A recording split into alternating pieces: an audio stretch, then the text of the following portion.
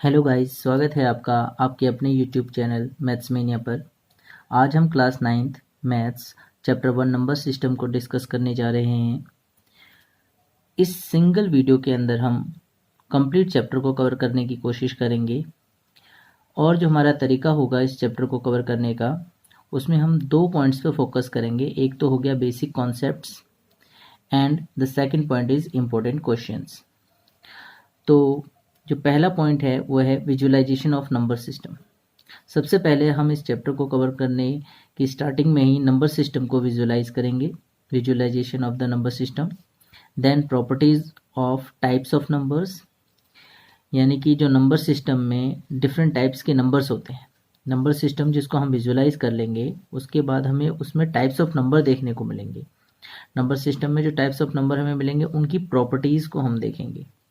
Then representation of numbers on number line, number line पर different types के numbers को represent करना, किस तरीके से रिप्रेजेंट किया जाता है इसे देखेंगे। देन एक्सपोनेंट रूल्स हैं इस चैप्टर के अंदर, उन एक्सपोनेंट रूल्स को देखेंगे और उन पर बेस्ड क्वेश्चंस जो हैं उनको हम सॉल्व करेंगे। उसके बाद है rationalisation and some basic operations on numbers. इस चैप्टर में जितने भी टाइप्स के नंबर्स को हम पढ़ेंगे उसमें कुछ बेसिक ऑपरेशंस हम अप्लाई करेंगे उनके ऊपर, मैथमेटिकल ऑपरेशंस नंबर्स के ऊपर। एंड रैशनलाइजेशन एक कॉन्सेप्ट है, उसको हम देखेंगे। तो आइए स्टार्ट करते हैं। पहले विजुअलाइज कर लेते हैं नंबर सिस्टम को, कि नंबर सिस्टम में हमें कितने प्रकार के नंबर मिलते हैं और वो किस तरीके से एक कैटेगराइज्ड हैं। देखिए, जो नंबर सिस्टम है, जितने भी टाइप्स के नंबर्स होते हैं, जो पूरा हमारा नंबर सिस्टम है, जितने भी प्रकार के नंबर्स होते हैं उनका जो ग्रुप है, group of all type of numbers, ये कह सकते हैं हम कि group of all types of number is called real numbers. Real numbers क्या होते हैं? रियल नंबर एक ऐसा ग्रुप है जिसमें सभी प्रकार के नंबर्स आते हैं। और इस रियल नंबर का जो ग्रुप है, इसको हम 2 सब कैटेगरीज में, ब्रॉड सब कैटेगरीज में डिवाइड कर सकते हैं। एक है रेशनल नंबर। ऐसे नंबर, रेशनल नंबर की क्या डेफिनेशन होगी, जिसको हम पी अपॉन क्यू की फॉर्म में लिख सकते हैं, and Q not equal to 0, और क्यू 0 के बराबर नहीं होना चाहिए। और ये पी और क्यू क्या होंगे इसको अभी मैं नहीं बताऊंगा, क्योंकि अभी पी और क्यू जिस टाइप के नंबर्स हैं उनको अभी हमने डिस्कस नीचे करना है। तो रियल नंबर्स के अंदर सभी प्रकार के नंबर्स आ जाएंगे और हम उनको 2 ब्रॉड कैटेगरीज में हमने डिवाइड कर दिया रियल नंबर्स को। एक हो गया रेशनल नंबर्स, जिनको पी अपॉन क्यू की फॉर्म में लिखा जाता है, क्यू नॉट इक्वल टू 0 होना चाहिए। एंड दूसरा है इरेशनल नंबर। ये ऐसे नंबर है जिनको पी अपॉन क्यू की फॉर्म में रिप्रेजेंट नहीं किया जा सकता। अब इसमें कोई फर्दर डिवीजन नहीं है, जबकि रेशनल नंबर्स में काफ़ी बड़ा सब डिवीजन देखने को मिलता है। तो 2 प्रकार के रेशनल नंबर्स होते हैं। प्योर रेशनल नंबर्स, ऐसे रेशनल नंबर्स जहां पर जो क्यू है वो 1 के इक्वल नहीं होगा, 0 तो होगा ही नहीं, क्योंकि वहीं पर जो है रेशनल नंबर की डेफिनेशन जो है वायलेट हो जाएगी। 0 तो हो ही नहीं सकता। 0 के अलावा 1 भी ना हो, ऐसे रेशनल नंबर जहां पर क्यू 0 ना हो, 1 ना हो, तो ऐसे रेशनल नंबर्स को हम प्योर रेशनल नंबर्स कहेंगे। उनके उसके एग्जाम्पल्स हैं 3/5, 2/9 एटसेट्रा। कुछ स्पेशल केस के रेशनल नंबर्स होते हैं। स्पेशल केस रेशनल नंबर से मेरा मीनिंग है कि वहां पर हमने फिक्स कर दिया है, एक लिमिट लगा दी है कि Q की वैल्यू 1 होगी। P पर कोई रेस्ट्रिक्शन नहीं है। P किसी भी प्रकार का नंबर हो सकता है, मतलब P देखिए, वैसे P और Q जो है इंटीजर्स होंगे, तो वो भी, क्योंकि नीचे यहाँ डिस्कस करने जा रहा हूँ मैं। इंटीजर्स वैसे आपने प्रीवियस क्लासेस में पढ़ा हुआ है, तो मैं ऐसा भी है कि मैं यहाँ पर डिस्कस भी कर सकता हूँ। देन पी एंड क्यू क्या होंगे? इंटीजर्स होंगे। तो क्यू के ऊपर लिमिट लगा दी है कि भाई जो आपका क्यू है, डिनोमिनेटर है किसी रेशनल नंबर का, वो 1 हो अगर, तो वहां पर हमारे पास कुछ सब कैटेगरीज आ जाती हैं। इंटीजर्स, ये जो आपको ग्रुप दिख रहा है, ये इंटीजर का ग्रुप है, प्रीवियस क्लासेस में आपने पढ़ा हुआ है। इन इंटीजर्स को अगर मैं पी अपॉन क्यू की फॉर्म में लिखूं तो वहां पे डिनोमिनेटर जो है 1 हो जाएगा। तो यानी इंटीजर्स कैसे रेशनल नंबर्स हैं? जिसमें क्यू की वैल्यू क्या होती है? 1।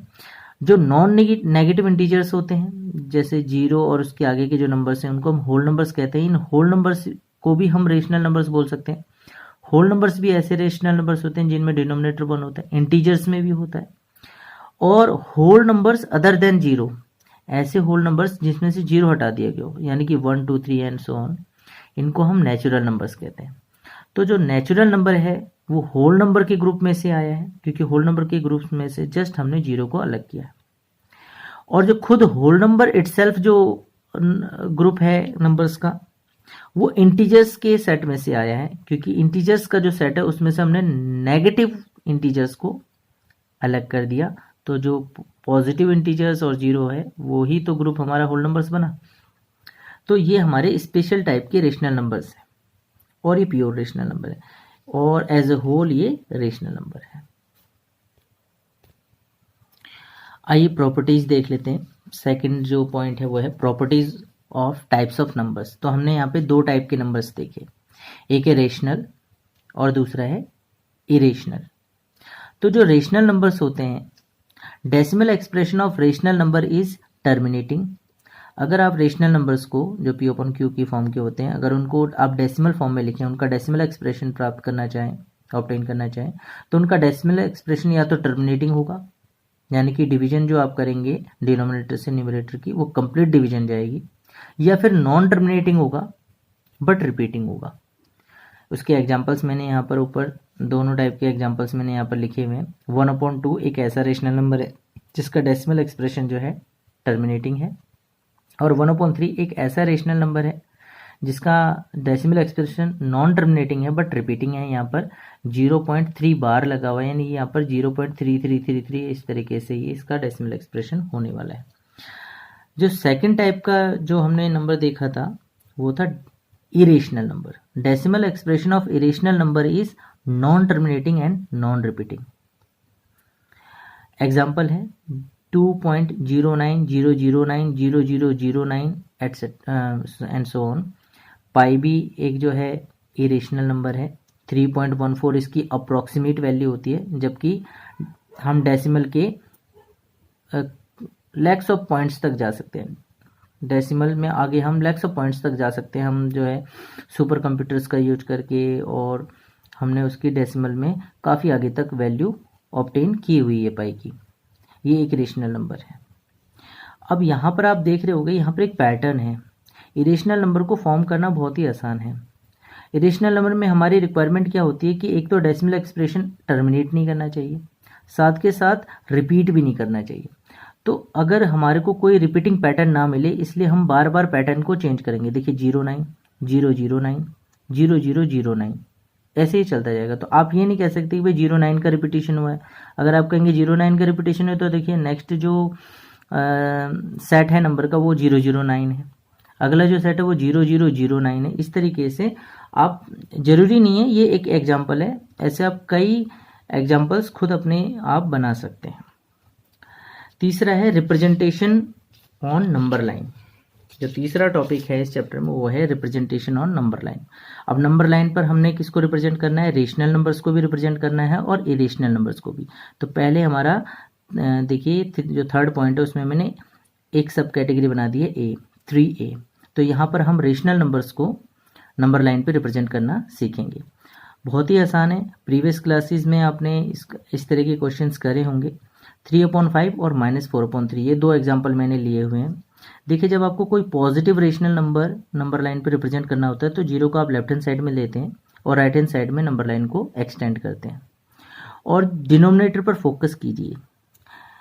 डिनोमिनेटर में 5 है, यानी आपको 1/5 यूनिट के गैप्स लेने हैं, यानी कि आपकी जो यूनिट लेंथ होगी वो 1/5 लेंथ की होगी। 1/5 1/5 1/5 1/5 1/5 1/5 को आप 5 टाइम्स लेंगे तो एक कंप्लीट यूनिट बनेगा। आप इसको ऐसे भी बोल सकते हैं कि 0 से 1 का जो यूनिट डिस्टेंस है आपने उसको 5 इक्वल पार्ट्स में डिवाइड कर दिया।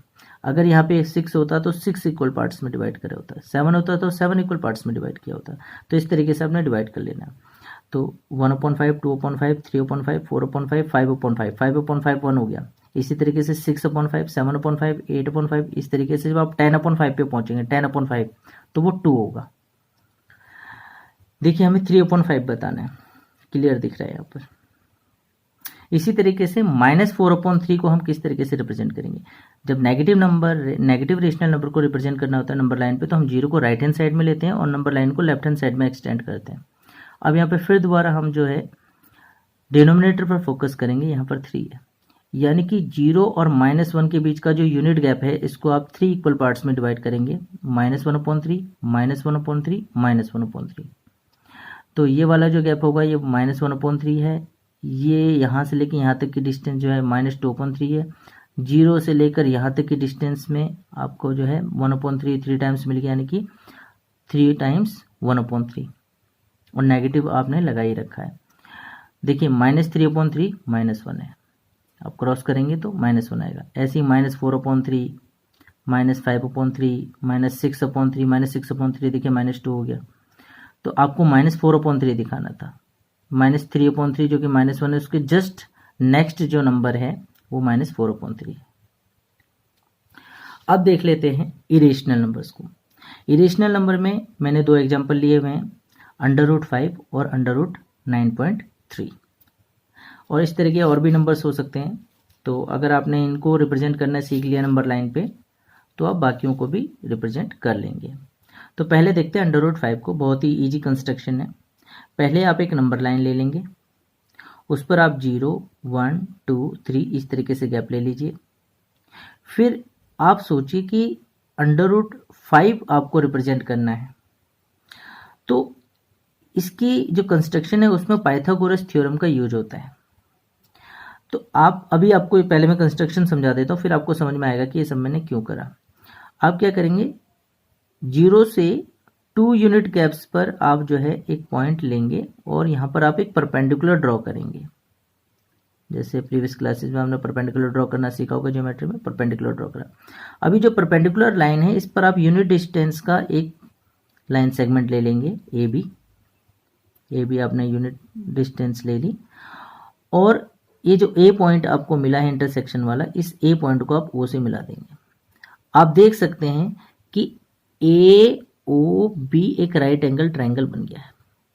इट मीन्स ये जो ओ ए डिस्टेंस है ये ओ बी और ए बी के स्क्वायर्स के सम के अंडर रूट के इक्वल होगी। जस्ट पाइथागोरस थ्योरम को ही मैं साइड कर रहा हूँ यहाँ पर।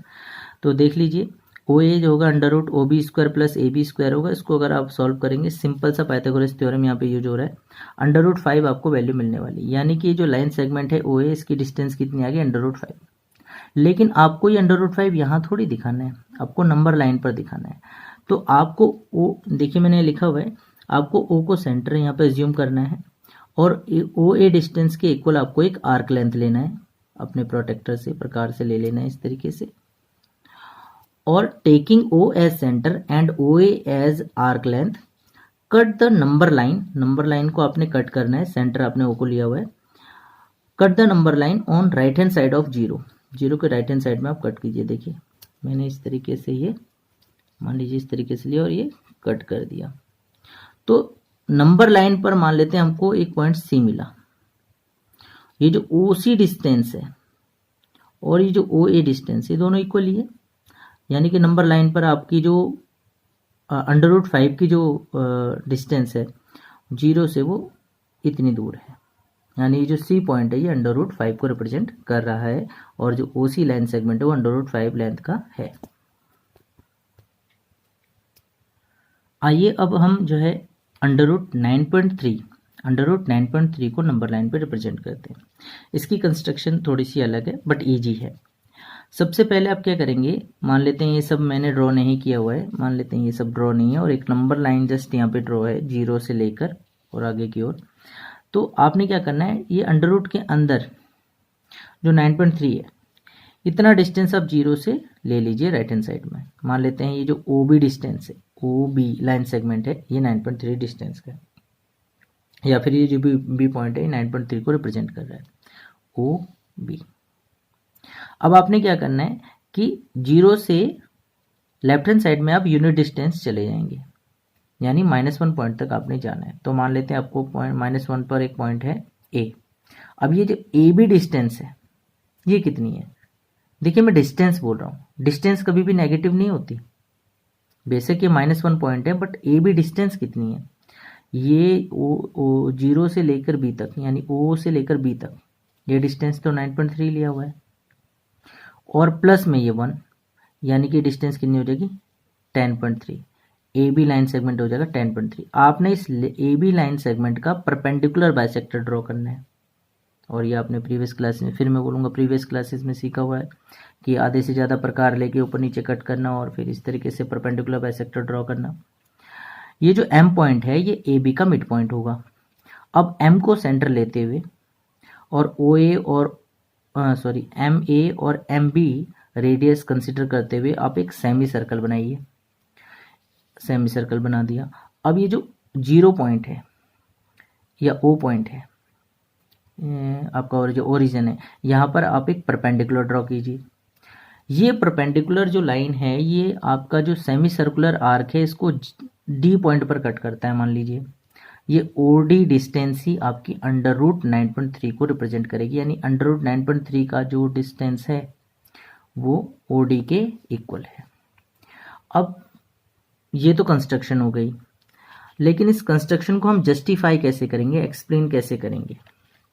तो इसके लिए नीचे मैंने यहाँ पर इसको समझाया हुआ है और इजी है, थोड़ा सा ध्यान दीजिए। यहाँ पे पाइथागोरस यूज हो रहा है, जस्ट थोड़ा सा कंसंट्रेट करेंगे आपको समझ में आ जाएगा। देखिए ये जो ऊपर मैंने कंस्ट्रक्शन करी थी सेम वैसा ही फिगर नीचे ये है। अब ध्यान दीजिए, मान लेते हैं कि let we want to represent √x। x जो ऊपर था वो 9.3 था, 9.3 के जगह पर कुछ और भी हो सकता है। तो हमने एक जनरल केस ले लिया कि √x को मैंने रिप्रेजेंट करना है और x कुछ भी हो सकता है। तो हमने इस क्या करा था कि जो x वैल्यू थी वो हमने 0 से राइट हैंड साइड में x वैल्यू का लाइन सेगमेंट ले लिया था OB। तो ये जो डिस्टेंस है कितना हो जाएगा x। देखिए ये डिस्टेंस हो गया O से लेकर B तक का, ये x डिस्टेंस हो गया। और फिर हमने क्या करा था, इससे पीछे हमने 1 यूनिट डिस्टेंस और ली थी। तो यहाँ से लेकर यहाँ तक की डिस्टेंस कितनी हो जाएगी x+1। फिर हमने परपेंडिकुलर बाइसेक्टर ड्रॉ करा था तो MA और MB की डिस्टेंस कितनी हो जाएगी x+1 का हाफ, x+1 का हाफ, यानी AM डिस्टेंस कितनी है AM x+1 है, ये देखिए 1 और x+1 का हाफ है AM और x+हाफ में से अगर आप x+हाफ में से अगर 1 हटा देते हैं आप तो आपको ये डिस्टेंस मिलेगा। और ये कितना है x+हाफ में से 1 माइनस हो गया, ये वाला डिस्टेंस। और ये कितने डिस्टेंस है DM।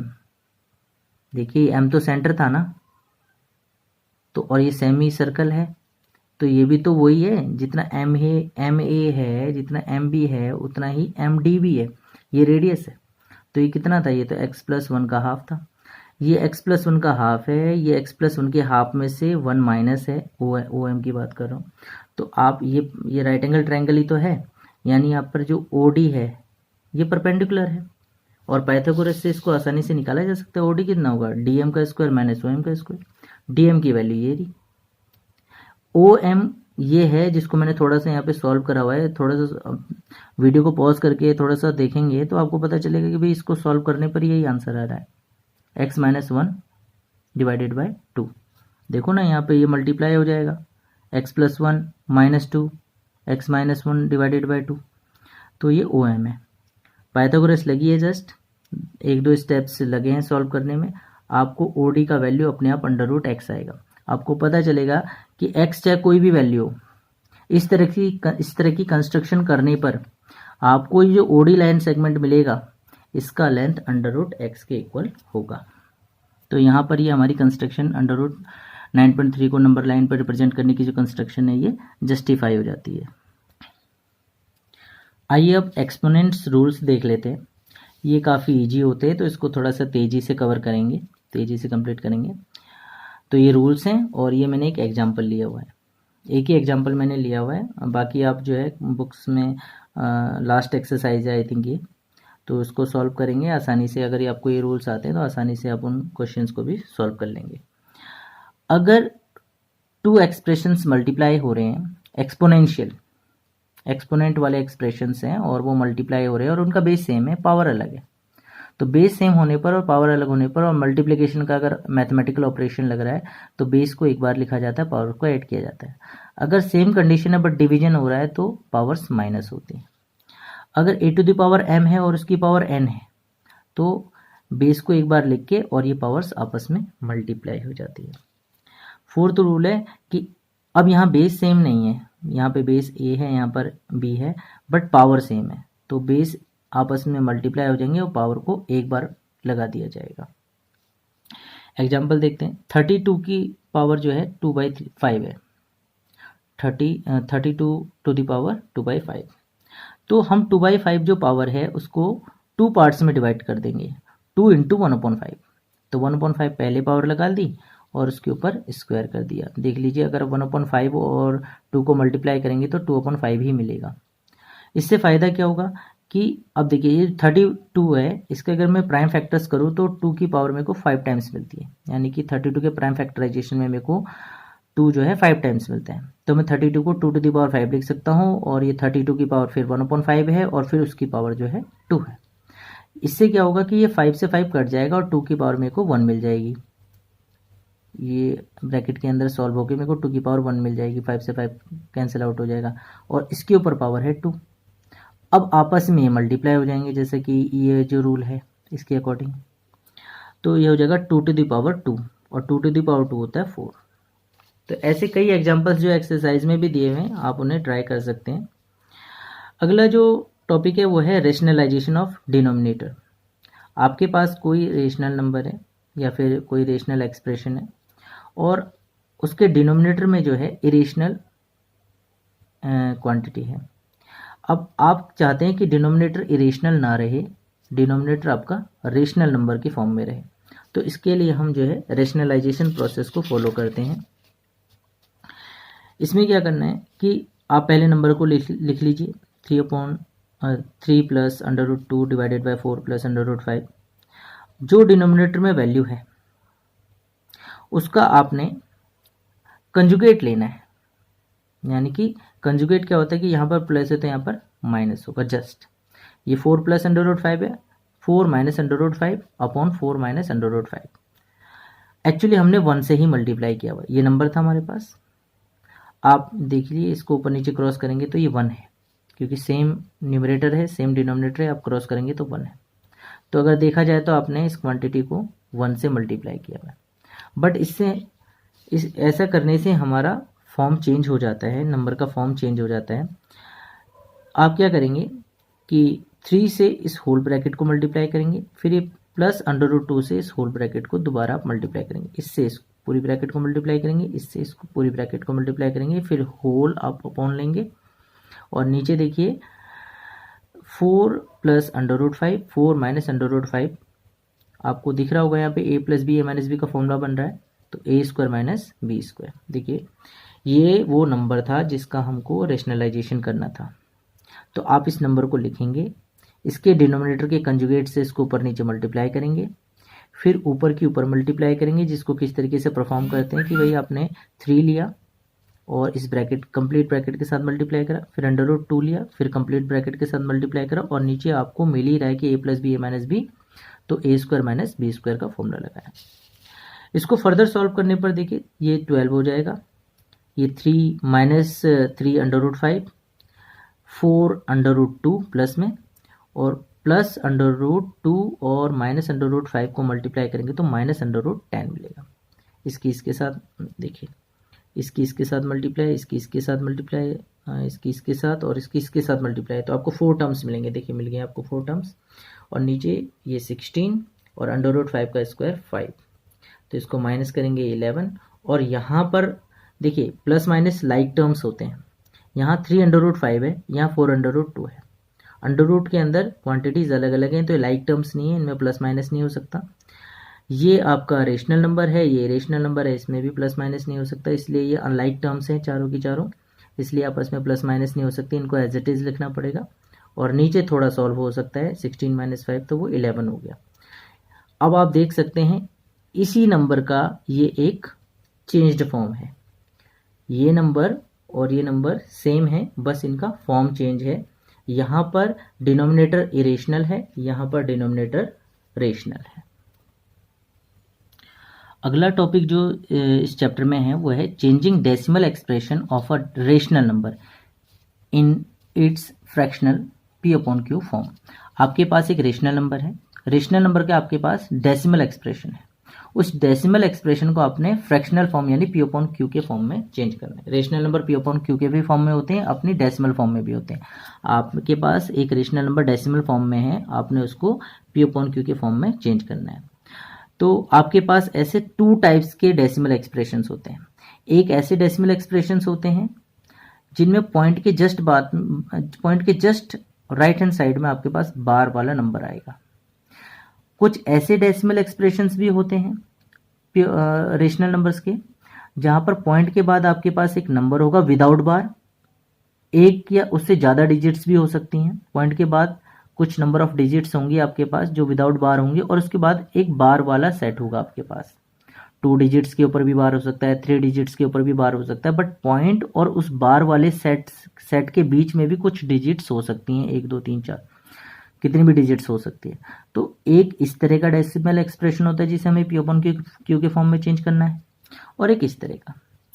अभी तो मैं इसको जो है सिंपल जो नॉर्मल मेथड है जिससे हम इसे पी अपॉन क्यू के फॉर्म में चेंज करते हैं, मैं अभी वो बताने जा रहा हूँ। फिर उसके बाद मैं आपको बताऊंगा कि यहाँ पर हमको एक पैटर्न भी दिख रहा है। अगर हम उस पैटर्न को फॉलो करें तो हमें इस कंप्लीट प्रोसेस को करने की ज़रूरत नहीं है। हम अगर पैटर्न को देख के काम करें तो सेकंड लाइन में ही हमारा आंसर आ जाएगा, इस केस में भी और इस केस में भी। देखिए मैथ्स में हमें पैटर्न पकड़ने होते हैं, पैटर्न खोजने होते हैं, पैटर्न हमें वहाँ पर एनालाइज करने होते हैं। तो एक नॉर्मल मेथड है, यूजुअल मेथड है करने का, और अगर आप इसमें पैटर्न देख लेते हैं तो क्वेश्चन को सॉल्व करना आसान हो जाता है। तो पहले यूजुअल मेथड देख लेते हैं। आप क्या करेंगे, इस नंबर को x लेट कर लेंगे, let x is equal to 0.6 bar. अब बार का मीनिंग होता है कि 6 को आप इनफाइनाइट नंबर ऑफ टाइम्स ले सकते हैं, तो 0.66666 इस तरीके से। अब हमारा जो नेक्स्ट प्रोसीजर होता है उसमें हमें क्या करना होता है कि पॉइंट के बाद जितनी डिजिट्स के ऊपर बार होता है उतने जीरो वाले नंबर से हम लेफ्ट हैंड साइड और राइट हैंड साइड में मल्टीप्लाई करते हैं। आप देख सकते हैं कि पॉइंट के बाद एक सिंगल डिजिट के ऊपर बार है, यानी कि आप 10 से लेफ्ट हैंड साइड और राइट हैंड साइड में मल्टीप्लाई करेंगे। 10 से मल्टीप्लाई करने पर ये 10x हो जाएगा, और जब आप इस 0.6 बार, जिसको इस तरीके से लिखा जा सकता है, तो जब इसे आप 10 से मल्टीप्लाई करेंगे तो डेसिमल जो है राइट हैंड साइड एक डिजिट मूव कर जाएगा, तो ये हो जाएगा 6.66666। ये तो बहुत सारे हमारे पास, तो ये हमें एक्सप्रेशन मिलने वाला है। तो x हमने 0.6 बार माना, बोथ साइड्स हमने 10 से मल्टीप्लाई करी। 10 से क्यों करी कि पॉइंट के बाद एक ही डिजिट के ऊपर बार था। 2 डिजिट के ऊपर बार होता, मान लेते 65 के ऊपर बार है, तो आप 100 से मल्टीप्लाई करते बोथ साइड्स। तो आई होप आपको समझ में आ गया होगा, ये इसका क्रिटिकल पॉइंट है। ये समझ में आया तो आगे आपको समझ में आएगा, नहीं तो फिर फर्स्ट ही स्टेप्स में अगर आप चूक गए तो फिर आगे कहाँ से समझ में आएगा। तो ये 10x आया। अब आप इसको कैसे लिख सकते हैं, ये 6 कंप्लीट है और उसमें ऐड हुआ है 0.666 इस तरीके से, तो 6 प्लस में 0.66666। लेकिन ये जो वैल्यू है ये देख लीजिए, ये तो x है ना, तो इसको हम 6 प्लस में x लिख सकते हैं, जबकि लेफ्ट हैंड साइड में 10x चलता जा रहा है। इस x को आप इधर माइनस कर देंगे तो इधर 6 बचेगा, इस x को इधर माइनस कर देंगे तो 6 बचेगा, और 10x minus x 9x equal to 6। x की वैल्यू आ गई 2.3 सॉल्व करके। x क्या था 0.6 बार, x क्या आया 2.3, यानी आपने डेसिमल एक्सप्रेशन को फ्रैक्शनल फॉर्म में चेंज कर दिया। ठीक है, चलिए अब आगे इस तरह के नंबर्स को देखते हैं। 0.47 बार, तो सबसे पहले तो आपकी कोशिश जो रहेगी वो ये है कि पॉइंट को आप जो है बार से जस्ट पहले रखें। तो उसके लिए आपको इस पॉइंट को यहाँ लाना है, और यहाँ लाने के लिए आप इतना तो समझ ही रहे होंगे कि आपको 10 से मल्टीप्लाई करना पड़ेगा। तो let x is equal to 0.47 बार।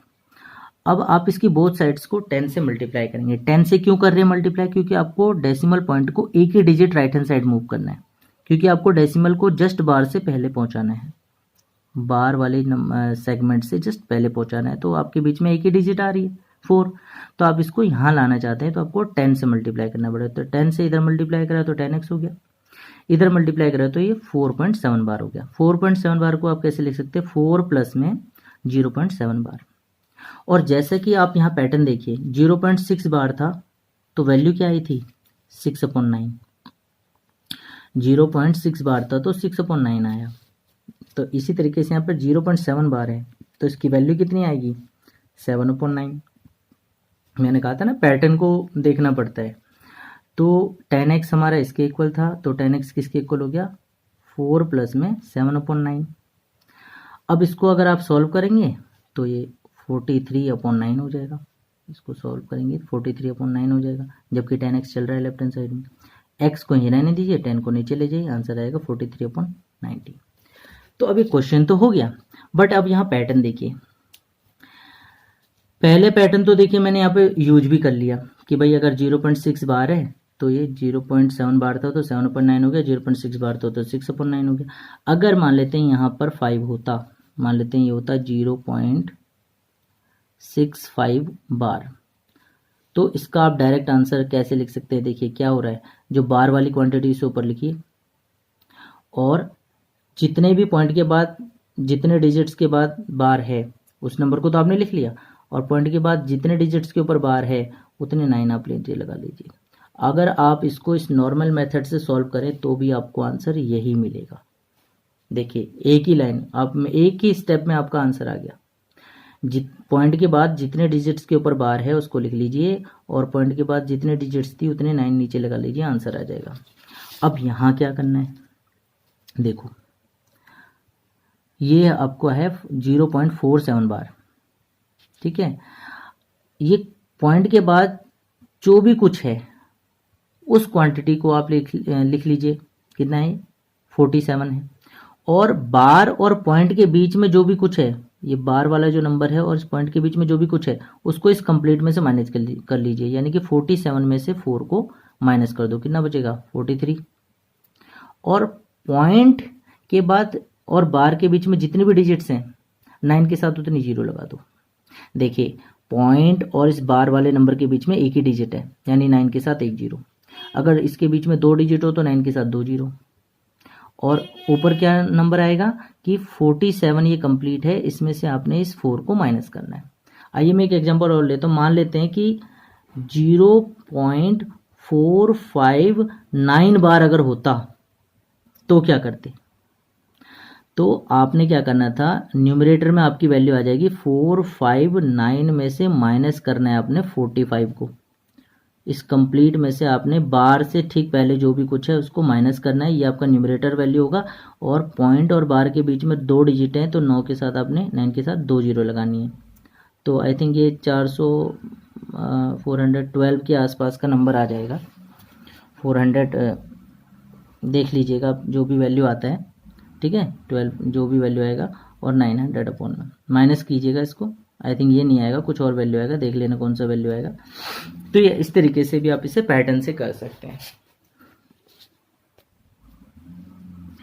हाँ तो इसको सॉल्व करेंगे अगर आप तो 414 यानी 414 डिवाइडेड बाय 900 ये वैल्यू आएगी। देखिए 9 में से 5 गए 4, 5 में से 4 माइनस हुए 1 और 4 माइनस 0 4, तो ये वैल्यू आपको आएगा। अगर आप देखिए इस प्रोसीजर से भी अगर आप सॉल्व करें तो भी आपको यही वैल्यू मिलने वाला है।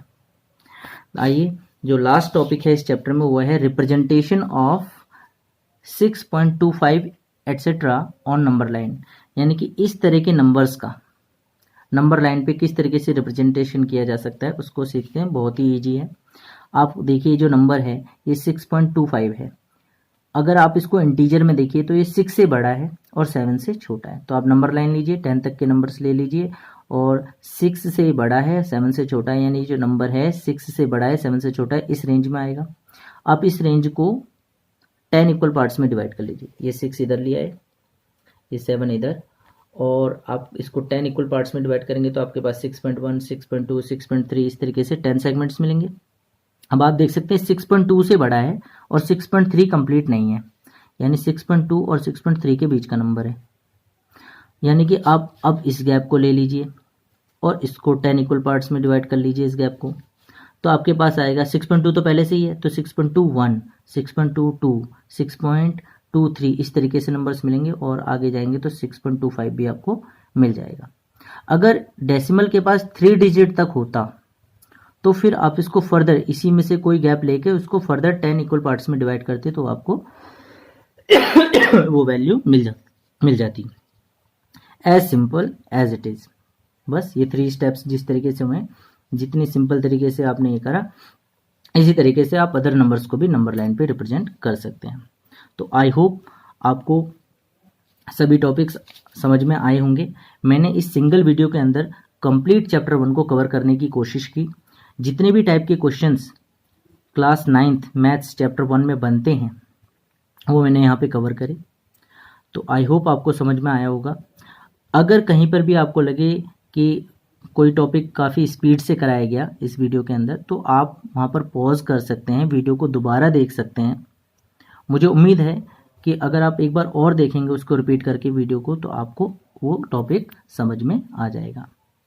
So please subscribe to my channel, like the video and share the video. Thank you.